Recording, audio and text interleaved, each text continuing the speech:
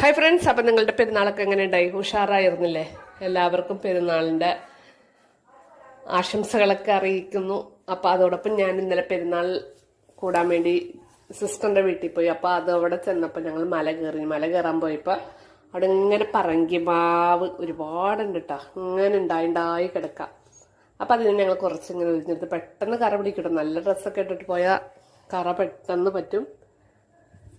അപ്പം ഞാൻ അതിൽ നിന്നൊരു 3 എടുത്തു വന്നിട്ട് നമുക്ക് പണ്ടൊക്കെ ഇങ്ങനെ നോമ്പ് കാലത്തൊക്കെ ഇങ്ങനെ ശേഖരിച്ച് വെക്കും. ചെറുപ്രായത്തിലാട്ടാ ഇത് നോമ്പ് പറഞ്ഞു കഴിയുമ്പോൾ തിന്നാൻ പാകത്തിന്. പക്ഷെ വല്ലതും തിന്നാൻ പറ്റുമോ? അതേപോലെ തന്നെ ഇപ്പോഴത്തെ നോമ്പ്.